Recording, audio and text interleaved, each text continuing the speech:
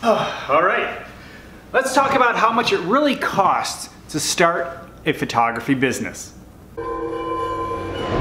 Welcome to my photography business channel. My name is Rosh, and this video is part of a series of 31 videos that I'm creating in the month of May to support you to start or restart your current photography business. Now, if you'd like some support information, I have a free download that you can find in the description below. In this video, we're exploring the costs associated with starting a photography business. Now, I created a video on pricing, which is a good companion to this video. So if that interests you, I highly recommend you check that one out. Like any business, the costs associated with starting are relative depending on many different factors. When it comes to the photographer, hey, it depends on what type of photography you plan on doing. Do you need a studio? What type of equipment do you need? Are you going to be on location photographing seniors, or are you going to be a food photographer in studio? These are the things you need to ask yourself when planning out your photography business. Location is another issue.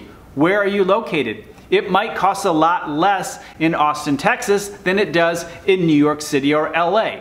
So location is also a factor when developing your business. When it comes to the basics such as registering your company, it really does not have to be that expensive, especially within the United States. Now, if you hire a lawyer, it certainly can be much more expensive, even $1,000 or more. However, you can personally register your business with your county or state for as little as $50 or $100. You definitely want to consider insurance to protect yourself, and overall it's not that expensive, but you might have to spend $500 or $600 for basic liability insurance. It could be more depending on where you live and other risk factors, but that's a number that I've observed as a pretty standard number within the photography business. If you've seen something different, put it in the comments below. You also might want to consider professional insurance, and there are many other types of insurance that you might need depending on the type of photography that you do. One expense that can catch up with you really quickly, and believe me, I have much experience in this area, is software as a service. Those subscriptions that you pay for every single month to help you run your photography business, such as Creative Cloud or QuickBooks. So do a quick inventory of the services that you really need right now, and then as you start growing your business, you can add more functionality, more services that can make your job a lot easier. One expense that is absolutely mandatory is our online portfolio to show everyone the great work that you do. Now, your portfolio is not Instagram. It needs to be a website. And whether you use WordPress or Wix or Squarespace, you're probably going to spend anywhere from $250 to $600 a year if you do it right. Some of you may want to consider printed materials so you can show off your great work while you're networking. And you can easily spend $200 to $300 on good printed materials. But if that's not of interest to you, I still recommend that you purchase business cards. I don't hand out a lot of business cards. I go to networking events, but I just don't hand them out to everyone I meet. I only hand a business card to people that I feel are really interested in my work. So I don't buy a lot of business cards. I actually go to moo.com, which creates excellent business cards. However, they can be expensive. I spend about $80 for 200 printed cards. You can certainly find business cards for a lot less. However, I highly recommend you consider quality. Now I want to talk about some of the more expensive parts of starting a photography business. But the good news is, after I share this, I have some alternatives which will help you keep your costs down. Certainly one of the biggest expenses for photographers can be studio space. Now, not every photographer needs studio space. A lot of our photography is done on location.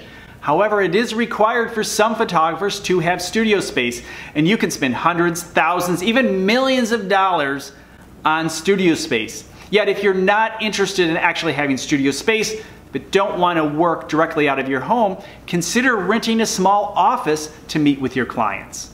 To help keep studio expenses under control, I recommend you invite other photographers to share the space and expenses. That's what I do here at White House Studios. I share this space with 2 other photographers. Equipment most certainly can be a big expense and a concern for photographers just getting into the business. However, if you are creating images right now with the equipment you have that people actually like, then don't worry about it so much. You're okay. You can upgrade over time. Let me let you in on a little secret. It is true that I have cameras, lenses, and lighting that's worth thousands of dollars. Yet I have actually photographed major campaigns for large agencies using a Canon Rebel, a $500–600 camera. The thing is, my bigger concern is actually the lens. And no, I don't have all of the lenses that I need. So rather than investing in really expensive lenses, I rent them. I can use a service such as borrowedlenses.com. And no, this is not a commercial nor an affiliate for them. It's just the one that I use. And all I have to do is pick up the phone or send an email, and I have the lens that I need in a day or two. You can rent just about any equipment that you could possibly need online, including your lighting. However, I do recommend that you own at least one light. And if you want a good light that's relatively inexpensive, I recommend you head on over to paulbuff.com. You can buy a good Einstein light for less than $400 or an Alien B for less than $300. And I've had Alien Bs that have lasted over 15 years without a problem. One of my main recommendations for new photographers is to start off learning how to use just one light. Learn how to use that light really well for all types of subjects and situations. And as you become an expert with that one light, you can then graduate to a second light and become the expert with two lights. Then add 3, 4, or 5, depending on your type of photography and style that you're trying to develop. When it comes to marketing, I recommend you spend 10% of how much you want to make. So if you want to have a $100,000 photography business, you'll need to spend $10,000. Now don't panic. Don't panic. Some of that $10,000 can be translated into your time. In other words, you'll need to spend more time networking or staying involved in social media. But you do need to have about $10,000 worth of time, energy, and sometimes expense to grow the business to where you want it to be. If you're interested, the next video is about the 4 areas of marketing that every photographer must address in order to grow their business. When it comes to sales of your photography, I recommend you budget and plan on referral fees and commissions for people who are helping to support your photography business. I'll see you in the next video about the 4 areas of marketing.